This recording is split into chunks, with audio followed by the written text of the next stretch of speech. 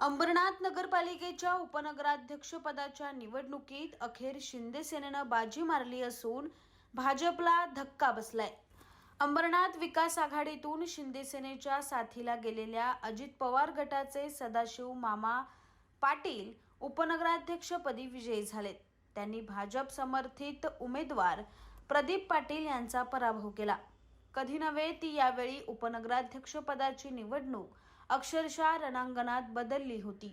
सुरुवातीला भाजप, काँग्रेस आणि राष्ट्रवादी एकत्र येत गट स्थापन केला होता।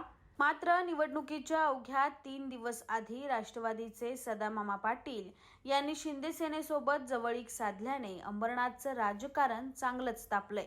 दुपारी नगरपालिकेत दोन्ही बाजूंचे नगरसेवक दाखल होताच वातावरण तणावपूर्ण झालं। भाजपच्या नगरसेवकांनी आणि कार्यकर्त्यांनी सदामामांविरोधात जोरदार घोषणाबाजी करत आक्रमक पवित्रा घेतला। काही महिला कार्यकर्त्यांनी थेट चप्पल दाखवत संताप व्यक्त केलाय।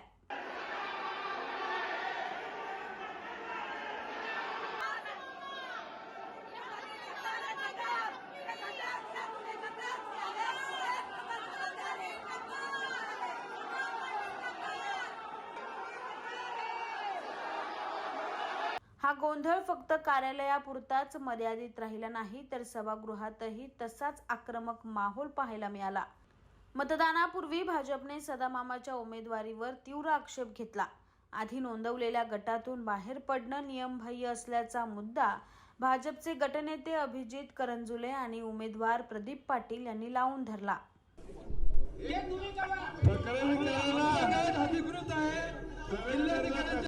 भाजपच्या घोषणाबाजीला प्रत्युत्तर देताना शिवसेनेनंही सदामामाच्या समर्थनार्थ घोषणाबाजी सुरू केली। यामुळे सभागृहात पुन्हा एकदा भाजप आणि शिंदे सेना आमनेसामने आल्याचं चित्र पाहायला मिळालंय। अखेर हात वर करून मतदान घेण्यात आलं। त्यात सदामामा पाटील यांनी 32 मतांसह विजय मिळवला तर प्रदीप पाटील यांना 28 मतांवर समाधान मानावं लागलं। नगराध्यक्षा तेजश्री करंजुले पाटील यांनी नवनिर्वाचित उपनगराध्यक्ष सदामामा पाटील यांचं स्वागत केलं। दरम्यान स्वीकृत नगरसेवक पदाच्या निवडीत मात्र भाजपने बाजी मारली। भाजपचे 3 तर शिंदे सेना आणि राष्ट्रवादीचे प्रत्येकी 2 नगरसेवक स्वीकृत घोषित करण्यात आले।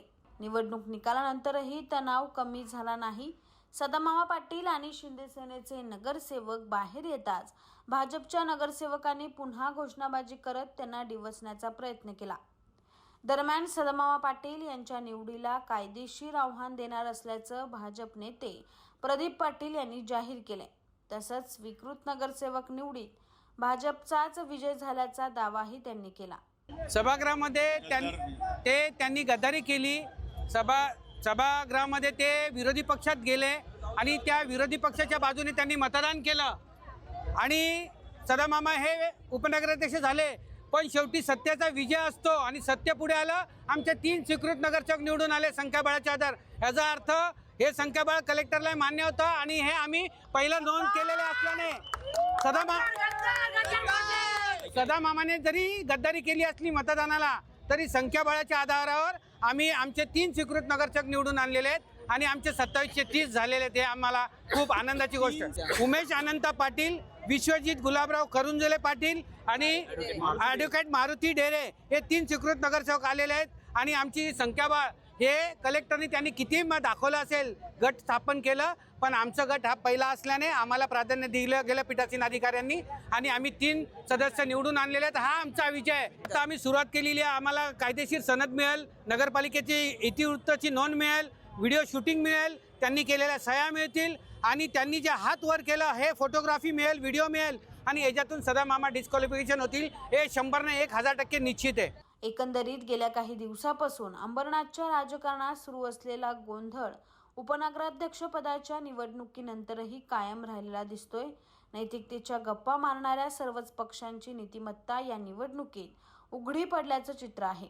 आता पुढच्या काही दिवसात अंबरनाथच्या राजकारणात आणखी कोणता नवा ट्विस्ट पाहायला मिळतो हे पाहणं महत्त्वाचं ठरणार आहे।